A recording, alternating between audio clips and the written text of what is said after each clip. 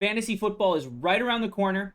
And in honor of that, we're going to go ahead and jump in. And I'm going to show you my strategy for drafting best ball contests over at DraftKings. It's a fun contest. You draft your team, and that's your team for the year. You don't have to add waivers, you don't have to deal with setting your lineup each week.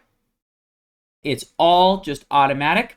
They're done in a few rounds. So let me just kind of overview here. If we look at DraftKings, got it pulled up. It's a $10 contest. Is their $10 million championship, kind of the biggest contest.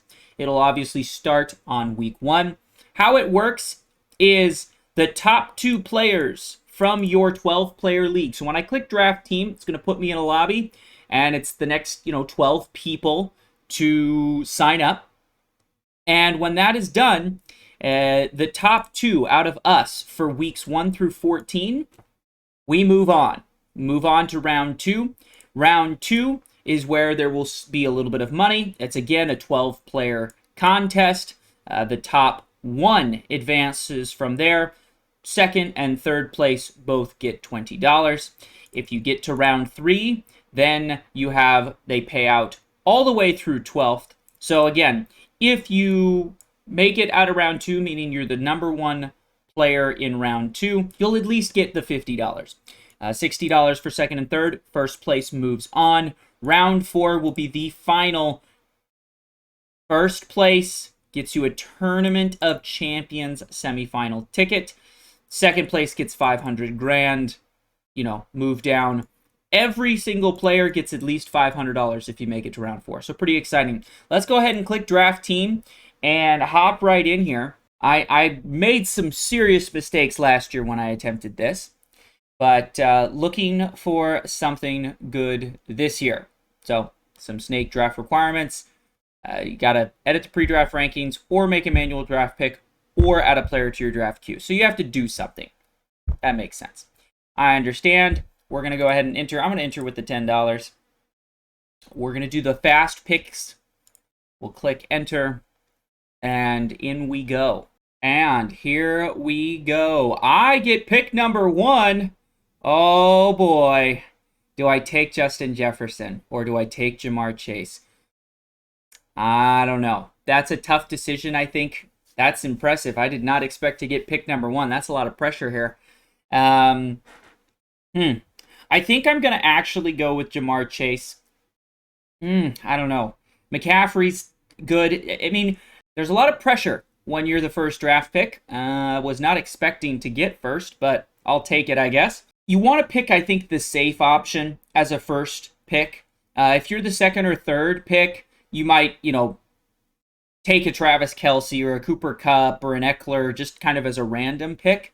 But I think if you are number 1, it's got to be Justin Jefferson. He's healthy consistently, and he is by far the number 1 target for Kirk Cousins. I think it's a kind of an easy choice here to pick Justin Jefferson number 2. I'm going to add him to the queue here just to be careful. Last year I had some problems with some auto drafting happening with how fast these picks go. We're going to have to be on our toes here, but shouldn't be too terrible. We got 10 seconds and the draft starts. I've added Justin Jefferson to my queue just to make sure we're ready to go in case something happens here. But we are now on the clock. I am going to click draft, and we're moving on. Pick 2. We will not be picking for a while. We will only pick at the end of the second round. Snake draft. So we're definitely looking at 24 and 25. So that's where I'm going to scroll down here and take a look. Who is supposed to be available at 24 and 25? Josh Allen's an interesting pick. T. Higgins, maybe. Calvin Ridley. I think I'm going to pick Calvin Ridley if he's available. I'm expecting big things out of him. I have Jacksonville pretty high for the season preview, so I definitely like to get Calvin Ridley. Devontae Smith's probably a decent pick as well, but we're looking for, because of the PPR aspects, I like to look for people that are going to get consistent numbers and really have those options for big, big games, especially here early at the beginning. We want those consistent, everyday performers. Going to be tough because I don't know if we're going to be able to get one of the top quarterbacks. Probably not by that time. You know, Patrick Mahomes is going to be gone. Jalen Hurts is going to be gone. Josh Allen's probably going to be gone. We'll see. If Josh Allen is available, I think a great double pick here, since I'm at the end of round 2 and the first pick of round 3, snake draft format. I think I'll pick Josh Allen and Calvin Ridley. Probably be pretty well set up for that. All right, it's getting closer, and my players are still available. Love to see it. Let's hope we can fade a couple of picks here. Just a few more picks, and we're in the golden with who we want. Now, Patrick Mahomes has not been picked yet. I would assume he's going to go here pretty soon, but if he does not, we're definitely going to want him. And I'm going to change my queue to reflect that. And there he went. Some little bastard. Hold my Calvin Ridley. And now I lose my Patrick Mahomes as well. So I think we're probably going to pick Josh Allen, but then who do we pick as our second one here? Because we got picks 24 and 25. We lose Calvin Ridley. Was hoping he would fall. He, average draft position would have fallen. Would have really liked that. There goes Josh Allen as well. Welcome to fantasy football. Everybody I wanted just got pulled right at the last moment. So we got 30 seconds here. I think, a quarterback pick. I'm not high on Lamar this year, so I'm going to leave him off. Keenan Allen, maybe a big year. T. Higgins, Devontae Smith, Olave, Waddle. Waddle's a pretty high usage guy. I think for me, I'm going to take T. Higgins. I think he's got, Joe Burrow at quarterback, solid player there. And then Jalen Waddle pulls as well. So I think I'm pretty confident in my 3 receivers. Jefferson obviously is going to be pulling and really kind of leading the charge here. Jalen Waddle, T. Higgins, pull both of those. Pretty solid, I think, 3 starting receivers. Now I'm looking for running backs, tight ends, quarterbacks. We won't pick again until all the way out at 40.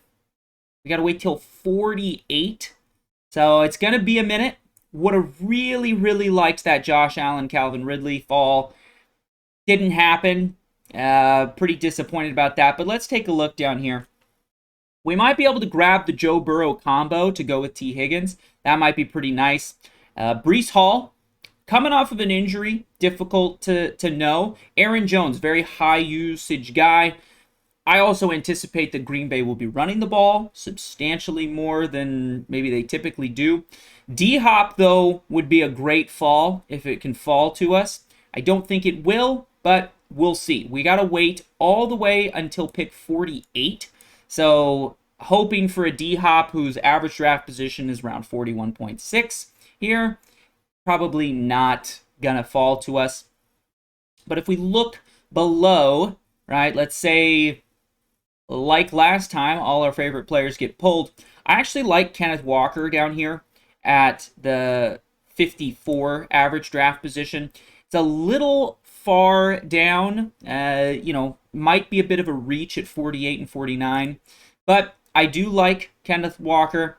I think McLaurin is also going to have a big year this year. You got Justin Herbert, Joe Burrow. We got some solid quarterbacks here in this, area. So I think I will probably take a quarterback unless one of these running backs really falls to me down at the end.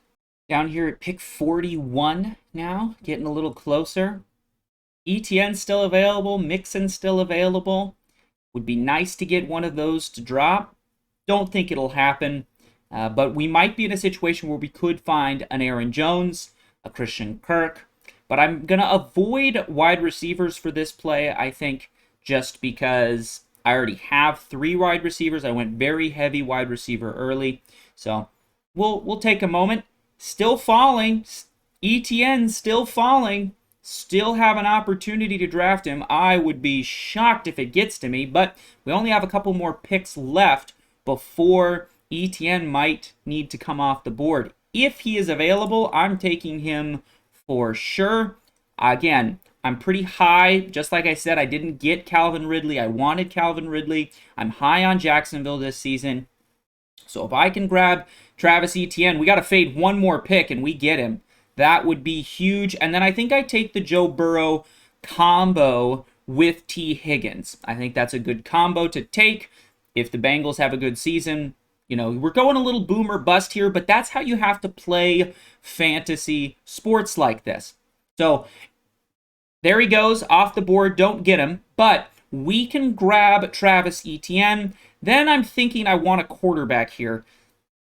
I could pick up Hawkinson at Minnesota, but I don't believe too much in Minnesota. So we're going to take Etienne right now. And then we could take Aaron Jones. Might be the best play. We'll fade. We'll wait, for a quarterback to fall to us later. Very possible that a Trevor Lawrence might be available. I don't want to reach and pick him now, but I think I'm going to pull Aaron Jones. I think Green Bay with Jordan Love at quarterback is going to struggle to throw the ball, and therefore it's going to be the Aaron Jones show. They have a solid offensive line. They have two good running backs, right? Both running backs are solid in Aaron Jones and Dixon, but I believe in Aaron Jones as that kind of everyday back.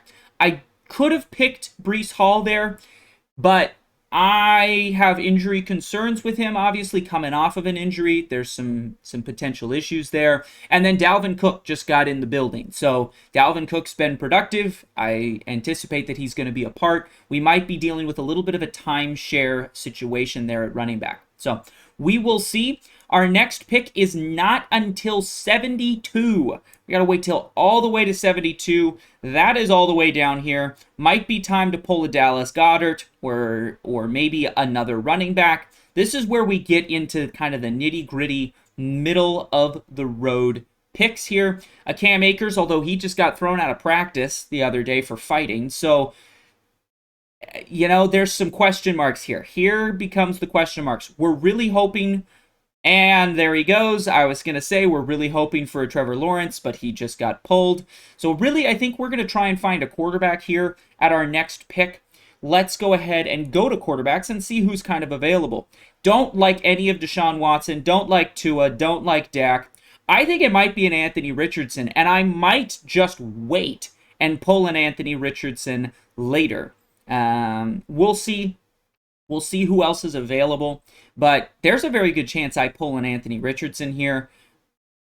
I don't really love anybody else. Derek Carr might be a good pick as well. We might just fade and wait and go a little weaker on quarterback. We have a pretty solid wide receiver and running back crew already, so depending on who is available, I don't like Deshaun, I don't like Tua, I don't like Dak, and I don't like Cousins, and I don't like Daniel Jones. So really, I'm waiting until 107, Anthony Richardson, maybe, Aaron Rodgers, Jared Goff, Derek Carr. I don't really want any part of Russell Wilson this season. I just don't know what's going to happen there. As far as the players that, average draft position we could be looking at there at 72, you're looking at a Mike Evans, Connor, Swift. I think Swift might be an interesting play there at Philly. That offense can move and groove. So that might be an interesting pick. I also like Pickens. I think Pickens is going to have a good year. I'm pretty high on the Steelers this year. Ranks them, I think, second there in the division on that. And there he goes. Once again, I talk about them, they go off. I should probably stop talking about players. So, anyways, tight ends available. Goddard is available. Evan Ingram is available. Njoku is available. Those are all pretty solid picks. Goddard might be the play here if he falls to my 72nd pick. That would be picking him at about average draft position and could feel pretty comfortable pulling the trigger on him there. But available players here. Pierce, don't know. Akers, I don't really want a part of. He's had kind of an up and down couple of years and then just getting thrown out of practice today. Not a good look for Cam Akers. So looking more at maybe Mike Evans, but I think we're going to pull Goddard here. If I look a little lower to see if there's anybody I'm maybe missing, I don't like Dalvin Cook for the same reason I didn't like Hall. Just too much of a timeshare situation there. You come even further down, Tua's here, Evan Ingram. I'm thinking Goddard is probably going to be the play here at 72. Get the tight end. It's a good offense. He's a very productive player. I think that's going to be a good pick. And of course, he gets picked right before. Man, this is getting rough. All right. Who do we pull here? I think it's too early to reach for a quarterback of Anthony Richardson, of something like that.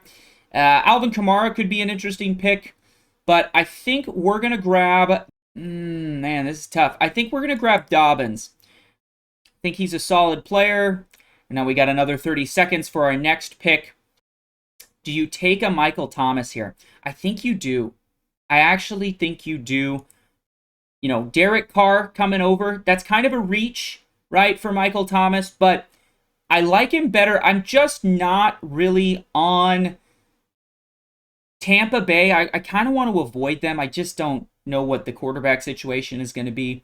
James Cook probably is supposed to be the pick there, but Buffalo, their run game has been fairly bad. And they like to throw it down the field when they get the opportunity, so I wouldn't say he's the best PPR option.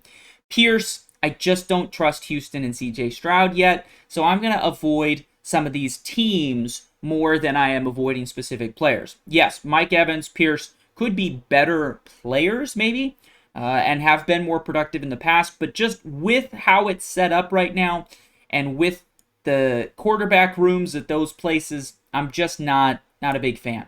So our next pick is at 96, which lands on Dak Prescott. If you watched my video, again, I'm going to keep going back to my rankings. Definitely going to show you what I believe is going to happen this year. He, I think, is prone for a really rough year, so I will not be pulling him.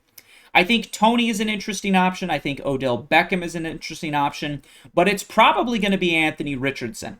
I am high on Anthony Richardson this season. We'll definitely pull another quarterback. We might even grab two quarterbacks right here at this position because we're really quite squared away with, we've got even a backup wide receiver or a backup flex here. We've got plenty of players at the skill positions. So at this point, it's probably all about tight end, quarterback. We might pull two quarterbacks here just because Anthony Richardson could have an incredible year. I'm expecting a pretty solid year, but might be good to have an Aaron Rodgers, a Geno Smith, somebody that I know is going to be at least productive so that I'm not too worried about, oh boy, what's going to happen here if Anthony Richardson gets in, starts a couple games, is terrible, gets benched, right? I need some backup help there at the quarterback position. I already have some backup help here at the wide receiver position for injuries. The other thing we're going to start doing here pretty soon is loading up on running backs because, well, they get hurt. And so we don't want to run into a situation where all of our team is hurt and we're in trouble. So they give you a very, very large bench in this because you never get to add or drop players. So you got to be on top of really filling out your bench. We're going to take a look at some depth charts here pretty soon to see, all right, is these players, who's the backups? Where can we come in? Quentin Johnston, I think, is an interesting pick as well. Definitely won't fall to me, at least I wouldn't expect, but an absolute monster in college, and I think will translate very well to the NFL. All right, so only a couple picks away, and Quentin Johnston is still available. Average draft position, 89th. We're already at 93rd, coming quickly up on 96. I think that is just, I don't know, a steal maybe. Evan Ingram falling down, also really nice. So I think we're going to take Evan Ingram and Anthony Richardson here if they're available. We will see. Got one pick to fade. We're good. Brian Robinson picked. So we're going to go ahead and pull Evan Ingram, and we're going to pull Anthony Richardson. Maybe I'm hyping a little too much on the Anthony Richardson hype train, but we're going to pull him right now. Now we start looking for kind of those backups, right? The basic team is done. Our starters are all set, plus Michael Thomas sitting here as our bench player. I think he's very well set up for a big year this year, especially with Derek Carr there at quarterback. So eye on him to have a big bounce back year. But now it's time to look for those backups. We're not going to be picking until 120th. So most likely these players are gone, but we would love to see A.J. Dillon fall. And we might look at a quarterback too here. We want somebody consistent. An Aaron Rodgers would be very solid. You might pick up a Freiermuth for, the backup there. Aaron Rodgers would be really solid, especially with Anthony Richardson, being a bit of a reach, maybe kind of a boom or bust option this season. I think Aaron is probably going to be fairly consistent. If we look at our quarterbacks available, Tua is still on the board. So maybe that's a pull as well. But I think I would look for probably an Aaron, a Jared Goff, a Derek Carr as kind of my options as Aaron goes off the board there. I think Derek Carr, Jared Goff, those are, I think, safe picks. I don't expect injury problems. If Anthony Richardson gets benched, I will be happy with one of those on my team. So we're still hoping for an A.J. Dillon fall. He's going to have to fall a lot. Probably won't, but an option. The other thing we're going to be looking at is what teams are these players on and who do they back up, right? Because we're starting to get into that backup category. So we might pick up, Jamal Williams. Decent option here. Had a pretty solid year last year, over 1,000 yards rushing. And in a Saints team that I think is going to be fairly well orchestrated this season. Also have Alvin Kamara in front of him, obviously. But if Kamara gets hurt, which he has had some injury problems over the years, maybe that's the play. So we'll keep an eye on some of these kind of backup picks. A.J. Dillon still falling, which is good. Jared Goff and Derek Carr also still available. We like that a lot. Higbee might be an option as well, but I don't know. I'm not huge on drafting a bunch of tight ends.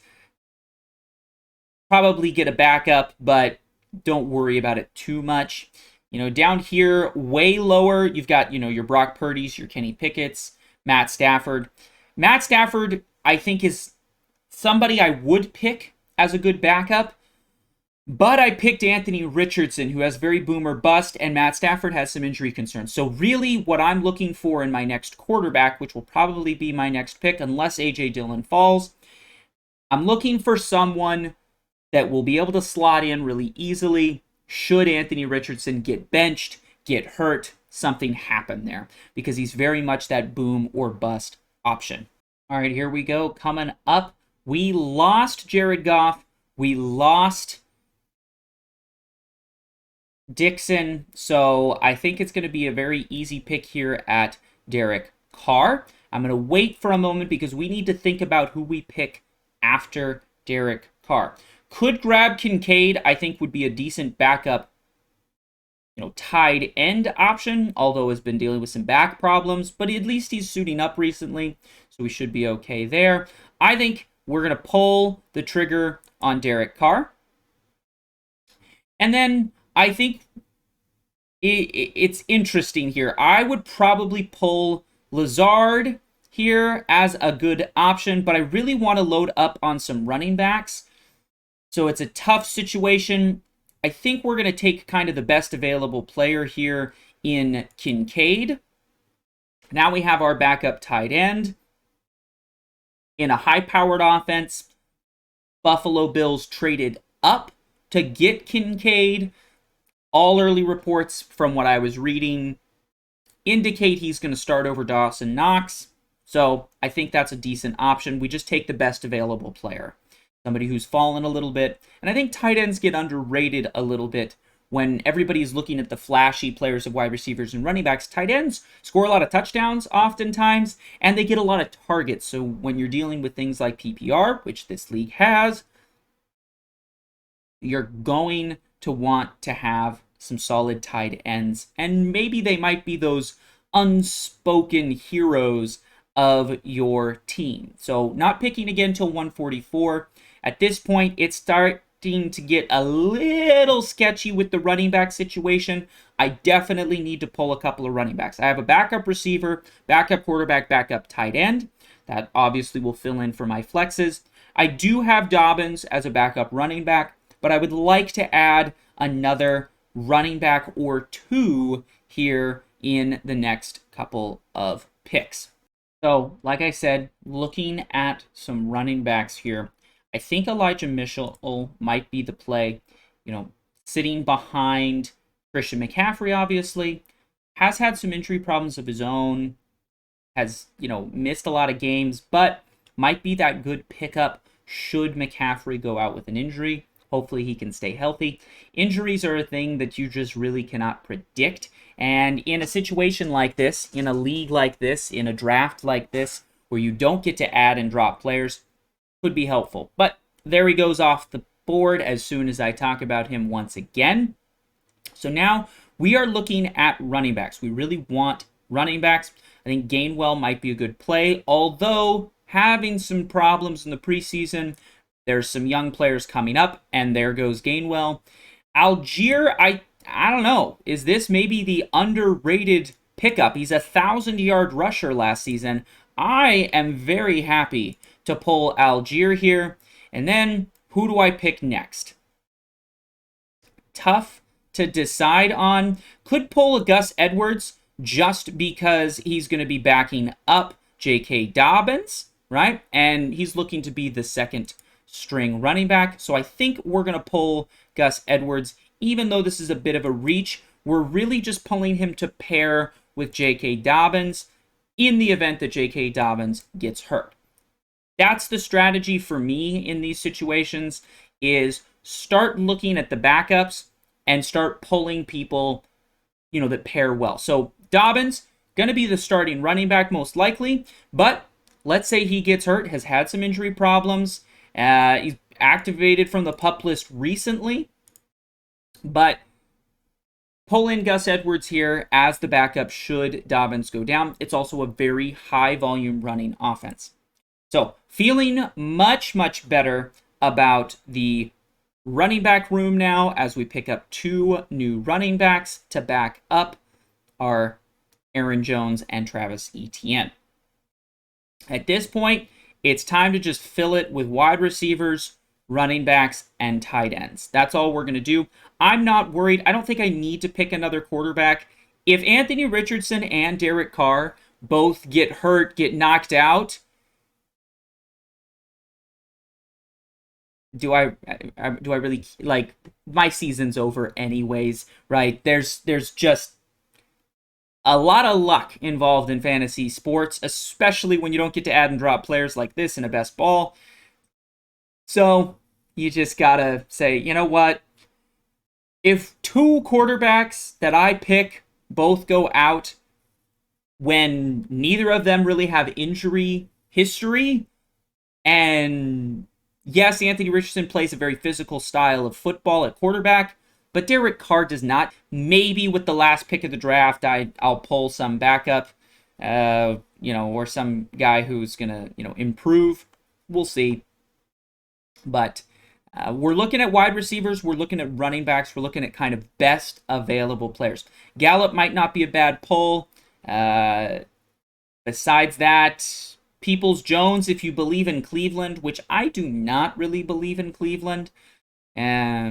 61 receptions is good, but I don't really see it.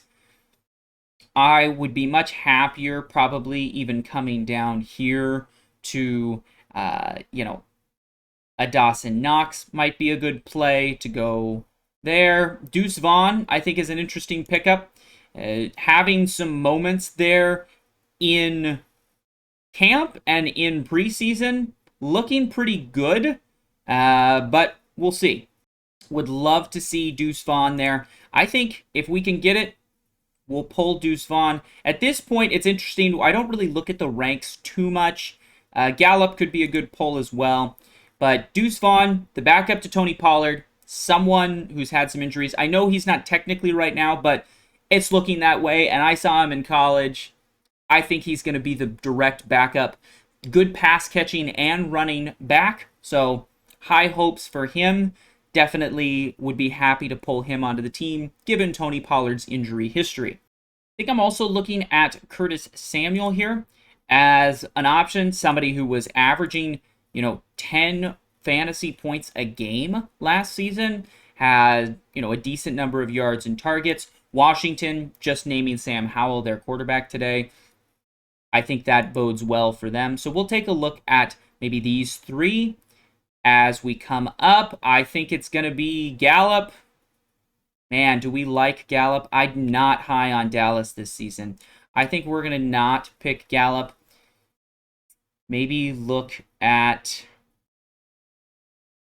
I don't know, maybe we'll go Cincinnati again.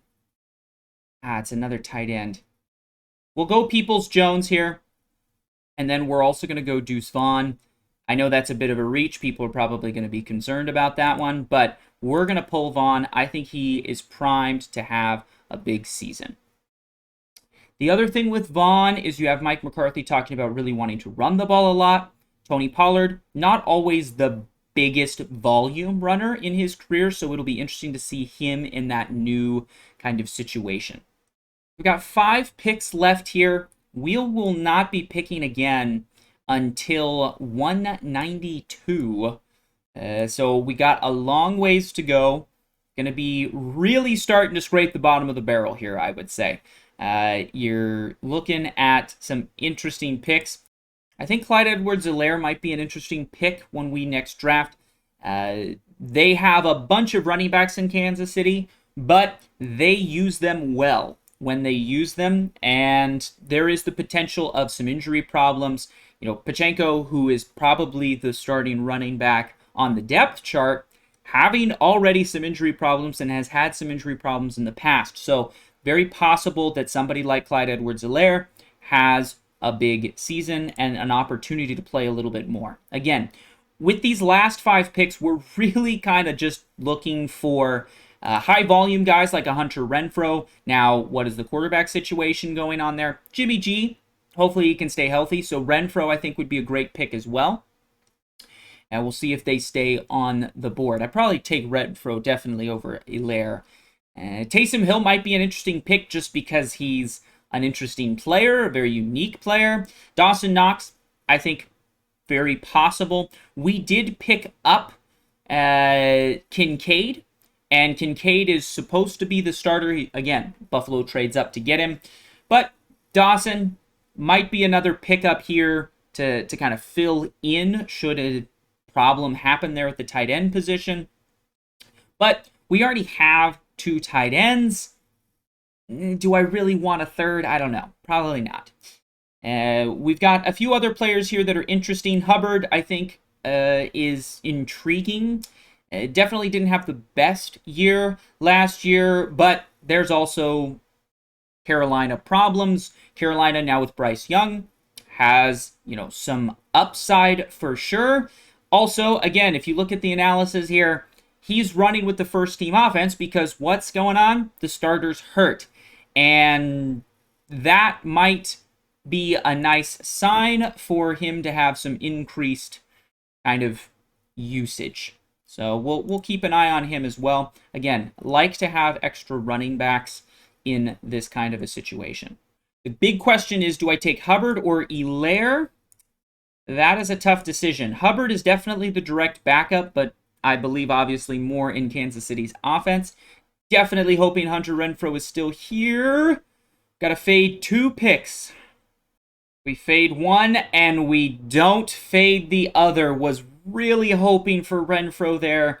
It feels like this draft, we have just been so close to so many great picks. Let's see what we got left. Really wanted Renfrow there and then one of these running backs. I think what we're going to just have to do is maybe take both running backs. We went really heavy on wide receiver early, so going a little heavier here on running backs. We look at our roster now. We have 1, 2, 3, 4, 5 running backs on the bench to go with our 3 starters. That's enough running backs. It's time for wide receivers. So let's take a look at what we have. Really bummed about losing out on Renfrow. I think Claypool might be a good option if he can fall to us. Robert Woods is a decent option as well. But again, have some maybe quarterbacking concerns in both of those places. Slayton might be an option, somebody who's been around the league, been productive, almost 1,000 yards last season. Well, I guess 800, not really almost 1,000, but 800 yards last season is very solid. Not a lot of touchdowns, obviously, but good average catch, 51 receptions, 84 targets. Somebody that was used, and definitely somebody to keep an eye on as he goes here. And I think I would probably take Slayton. Claypool sounds like a good option to me. I'm not expecting big things out of necessarily either team, but I think Justin Fields is going to have a much better season this year. And if he does, Claypool, I think, will be probably a pretty top-notch target. Also, at this stage, you're looking at some players here that, might not even make some teams, right? That are maybe battling for some positions. So you might want to pick some well-known guys that are there, that are known, that even if they don't maybe have the best season at Houston, like Robert Woods, he's going to probably get picked up by somebody else. That way, you always have that option. So I think Robert Woods, Chase Claypool will probably be our next 2 picks, should they fall to us. I don't know if they will. We really don't pick until 216, so that's right about when they should fall to us, but as has happened every time so far, right before we want them. Hunter Renfrow would have been a huge pickup. Really disappointed we didn't pull him. Marvin Jones Jr. is another decent option, has had incredibly productive seasons in the past. He's a little older, but he has been activated. He is starting to play. And given that, their starting first-round pick, Jameson Williams, is actually suspended for the season, Marvin Jones might be in a situation where he could be the top receiver on the perimeter and somebody who will have huge games. So I think we're going to pull Marvin Jones and Chase Claypool. I also believe much more in Jared Goff and that offense, which was very productive last year, than I do with Houston. CJ Stroud, I hope the best for him. I'm expecting him to be pretty decent this year, but I'm not expecting a high-flying offense out of Houston. Detroit has shown that they can have that high-flying offense, so we'll pull a Marvin Jones Jr. There goes Robert Woods anyways, so not too worried about that. Got to fade one more pick here. And we're good. Calvin Austin III goes out. We're going to pull Marvin Jones, and we're going to pull Chase Claypool. We have 1 pick left. 1 pick left. We have 2 quarterbacks, 8 running backs, 7 receivers, and 2 tight ends right now. So I think the play is probably to just pick up 1 more wide receiver. Let's go to the flex, and we'll just kind of pick best available. Leonard Fournette might be interesting. Noah Fant, I think, could be very interesting. He had off-season knee surgery, but he was incredibly productive in previous years. So we'll see. Do you believe in that offense? Might have an opportunity. Lamar Murray, probably too far out of his prime. Leonard Fournette, I don't know. Hunter Henry, maybe, but I don't love tight ends. I would rather pull a tight end with, higher upside. Joshua Palmer, do you pick him? He had 74 receptions. That's a large number. So that's pretty awesome. And Keenan Allen and Mike Williams are coming back, though, so those numbers are probably going to go down. But should they get hurt again, might be the play. So we'll look at Palmer there. I think Noah Fant is an interesting option as well. Oop, misclicking here. As they all go off the board. Got a little ways, though. Little ways to go. We are going to be the last pick of the draft here. Do these players fall? Probably not. I'm probably needing to look a little further down. Juszczyk might be the play. I don't know. That seems like a bit of a reach. I think he's going to have, consistent, but I don't see a lot of upside. So I'm really looking here for somebody that might have huge upside. Drake, I think that's very possible. Jonathan Taylor, some problems there in that Indianapolis Colts room, might be the play. I think Kenyon Drake's probably one of my favorite picks, should my other two options of Palmer and Fant go away. All right, here we go. Got to fade a couple of picks, and we'll be able to grab Palmer. 2 picks left to fade. Can we do it? I think Corey Davis there is a pretty good draft pick from them. Unfortunately, Palmer is going to be the first person everybody sees, but at this stage, everybody's just kind of picking their last grabs. Let's see what we can get. I think this is a bit of a steal here. Average draft position of 211. Has a lot of potential there, I think. We also, I think, did okay from a buy perspective. I think we have players that can fill in for all of our positions. So at this point, a buy of 5th week seems very reasonable. We're going to pull him, and we are done. So after our draft, let's take a look at our lineups here. Our roster: starting quarterback Anthony Richardson, our starting running backs ETN, Aaron Jones. Starting receivers, we had the first pick of the draft, so we took Justin Jefferson. We take Jalen Waddle and T. Higgins.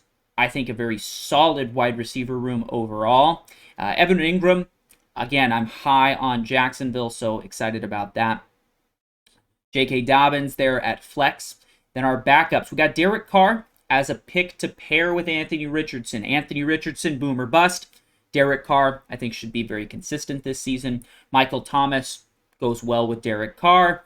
Kincaid as a backup tight end. The Bills were very high on him. That's why they traded up to grab him. And then we also paired that. Algier, very solid running back, has been very productive. Over 1,000 yards rushing last season. Just somebody that I don't think is talked about enough. Gus Edwards as a backup there for J.K. Dobbins, right? We pick Dobbins as a starting flex. Keep Gus Edwards in and ready to go. We went very heavy on running backs and wide receivers, as is typical, 8 of each. So Gus Edwards, Deuce Vaughn, Hubbard, Clyde Edwards-Helaire. Vaughn as somebody who can back up Tony Pollard, also maybe take some of the workload off of him. He's a high usage back, or can be. Tony Pollard, this is his first season really being the guy. Can Deuce Vaughn maybe take that Zeke role as a third down guy, as somebody to use as a change of pace? We will see. Hubbard, a very similar situation. Miles Sanders, the starting running back, is out currently.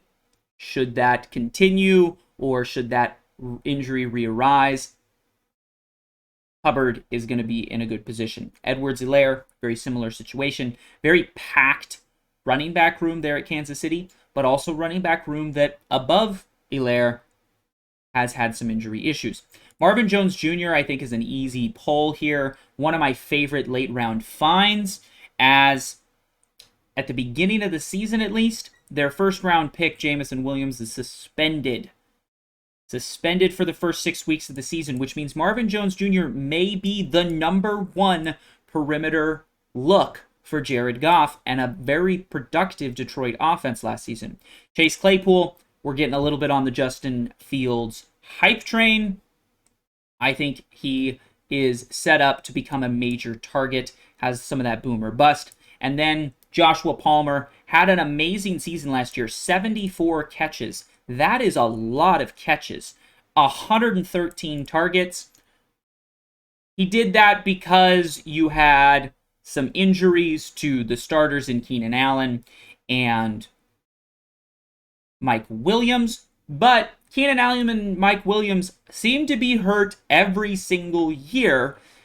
So should he go out, Quentin Johnston, the first round pick there, probably taking the first snaps, but Joshua Palmer is going to be that guy that Justin Herbert has experience with, has a repertoire with. When things are breaking down, he's going to be looking for Palmer. So I think that is a really, really safe, solid pick to fill in should there be some major injury problems upper in the roster. Thank you so much for joining me today. I know it's kind of a long video as we had a lot to do. You just have to sit here and wait for the draft. Really bummed we missed out on a couple of players just by one pick. Really sad about that. Hunter Renfrow would have been a huge pickup, and then there were some other ones early as well. So a little bummed by some of those. Just almost had the perfect setup, and then everybody went off the board right before we picked. But that's all right. We are very happy, honestly, with the team. I think our top-end team is really, really good. Have a lot of potential for some huge booms with a lot of our players, and that's kind of how I think you have to play daily fantasy, is a little bit boom or bust. You gotta be the number one team or the number two team to get out of the first round. So just being very consistent and getting third and fourth place every week is not going to do it. You got to have a really good season to win the money. So we went with a team that should have the potential to have some huge upside. Yes, it's got some downside, but we went for upside because, again, you need to be in first to move on and to continue moving on and to really win the money at the end of the year. So, going to be very exciting. We'll be updating every week on our daily fantasy adventure here. Very excited. Football season just around the corner. Good to get a draft under our belt.